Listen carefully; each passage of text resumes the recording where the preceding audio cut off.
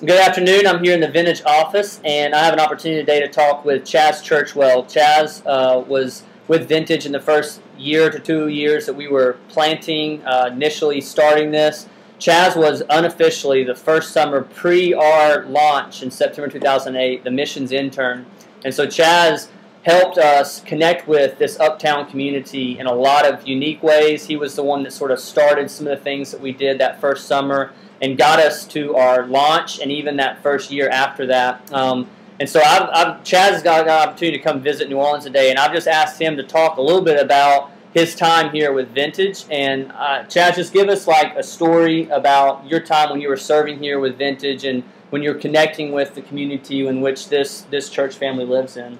Yeah, I'll tell you what, we would have mission teams from our church, and we would have mission teams from other churches that would come out and support us, because when Vintage started, I don't know if you know, but we only had 8 people. That was what we started with.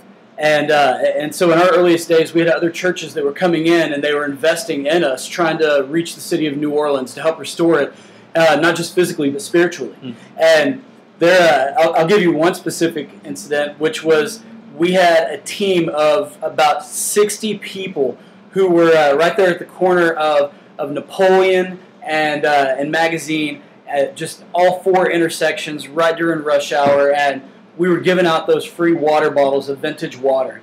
And the people are loving it. We're rocking the green shirts. And are y'all still? Yeah, we still got the green shirts. Love it, man. Everybody knew us from those things. I mean, I'd have people coming up to me in the grocery store because of those shirts and saying, "Hey, what are you guys all about? I've seen y'all all over town." And it was a great conversation for the church and even the gospel to come out. But like that one specific day, a crazy thing happened, and that was the fact that we literally had a shop owner from a coffee store that was local who walked down, and he started yelling at one of the youth because of the fact that they were giving away free water, and then they were like, I don't know anything, go talk to that guy, and they directed him over to me. So the guy comes over to me, and it was a really powerful thing, because what we ended up doing was, instead of just saying tough luck, man, sorry you're not happy with what we're doing and anything like that, we said, you know what, we are like, we love God and we love people, and that means we even love the guy who comes over and tries to rip us a new one. And so what we did is we said, hey, you know what, we're gonna make this right to you. What can we do to make this right? And he was like, stop selling water, or stop giving away water. And I said, that's the one thing we're not gonna do. I'm like, how much loss do you think you're taking? And he said that he probably lost about $40 in water bottle or soft beverage sales. And I said, okay. We got all 60 of those mission people, and we literally had a line running out the door, and we had him so busy he didn't know what to do. He was speechless, and we ended up pumping about $240 of revenue into his store that day that he probably wouldn't have had otherwise. And we just said, hey, we want you to know that we care, and we're going to start sending people over to you, and we're going to start pumping you guys up, and we don't want to be a hindrance to anything in this community. We want to love this community and to be a part of it. Yeah. And he was flat out overwhelmed, and we never heard a negative thing from him. And he was a guy who, he didn't just run his mouth to us. He was notorious for running his mouth all around the uptown area, and he never said a negative thing about us again. It was really powerful. Awesome. Cool. Well, the next thing I want you to talk a little bit about is with majority of our church family not being in full-time ministry, we think being a pastor or on staff, everybody's in full-time ministry, right? So God has placed them in a job or a neighborhood or a community where they can live, be the church in the everyday. What kind of encouragement, what kind of challenge would you give, having been here on the beginning stages of what is Vintage Church now? What kind of encouragement would you give these guys to live in their everyday intentionally in this city, in this community, knowing the spiritual climate, the climate that is this city? I'll tell you what, I mentioned earlier that Vintage started with 8 people. And if you think about this, like if you look around on a Sunday service at Vintage, just take a second and look around and see how many people there are. Think about the fact that y'all have started a second campus now. And I want you to realize that that's happened. In a matter of like 3.5 years, God has done such a remarkable work through the men and women in this great city. And I want all of you to know, if you're watching this, that you don't have to go on a mission trip to live your life on a Jesus trip. And I think that we forget that sometimes, and we get consumed with paying our bills, giving our Facebook updates, like figuring out what we're going to have for our next car, what's our next career move, things like that. And what we forget to do is stop looking at ourselves sometimes and really look at how can what we do, who we are, in our day-to-day.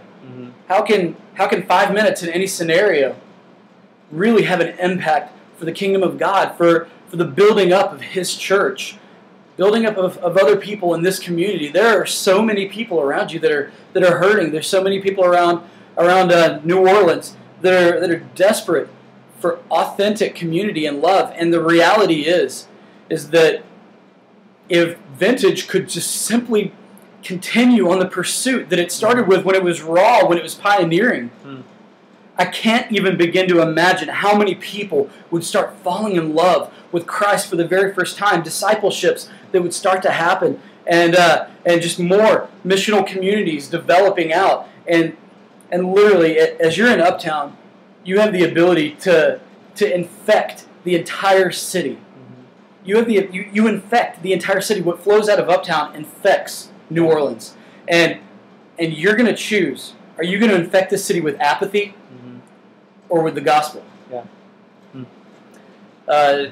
Guys, what we hear about New Orleans is about 1.1 million people in this city, and about 3% of that is Christian, and that's a very generous kind of statistic. So next what I want Chaz to talk with us about a little bit is sort of where he's headed.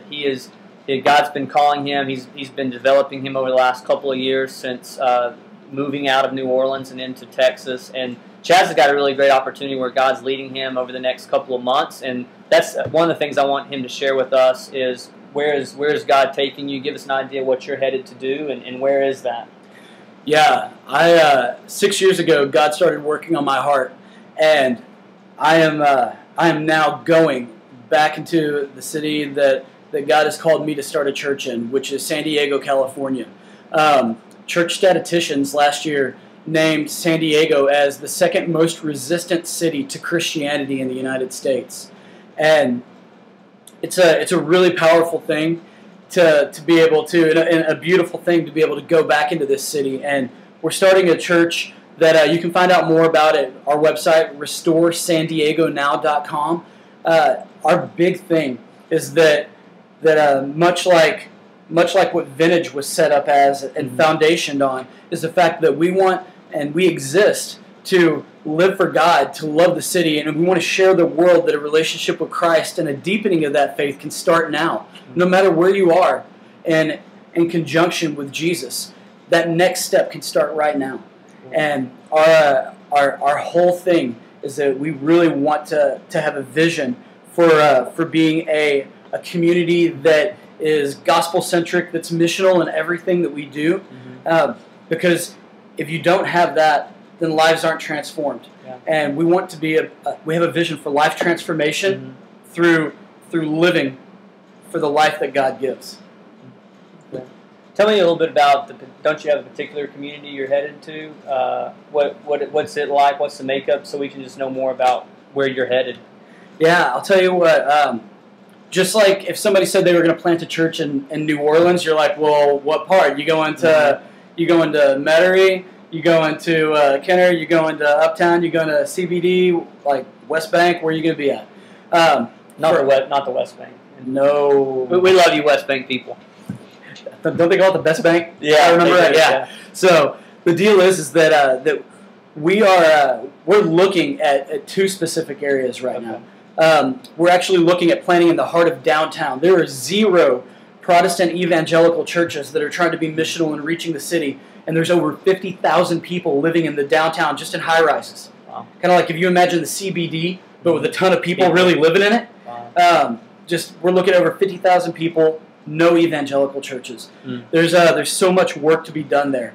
The other area we're looking at is an area called Carlsbad, which is just north of downtown, and Carlsbad has has in excess of 100,000 people, and it's kind of like a mega suburb, if you will. Carlsbad's it's a coastal community, but there are so few churches that are there that church planting strategists say this has to be one of the next places that we get into.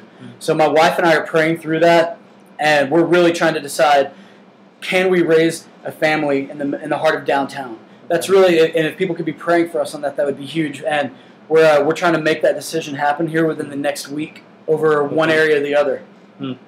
What's just to close out, give us 2 more things. You're moving pretty soon, right? What are some ways we can pray for you as you start over the next couple of months to form this new church family? Well, here's the deal. I'm not planting this church. I'm not. I believe God is planting this church, and I've got the pleasure of being the hands and feet and the honor of being His laborer to see this church come to fruition. And I need prayer for, honestly, I need prayer for me to make wise choices that don't come from my own selfish desires, that don't come from human wisdom, because like Proverbs will tell me, I'm stupid and I'm an idiot if I do that. But rather that I will seek and find clear wisdom from God. That's the first thing. And the second thing is that God will be continually preparing and introducing the hearts of San Diegans to me. That way I can be investing in them, building those relationships, and God willing, introducing them into a loving relationship with the Creator. Yeah. Well, thanks for talking with us. I'm thankful for how God used you as the hands and feet here at Vintage, and we're looking forward to praying for you, giving towards you, and even seeing you in San Diego maybe within 2 to 3 years and taking a trip out there. So, I love New Orleans, and I would love to have you guys come out and hang with us. Definitely. Thanks, Chaz.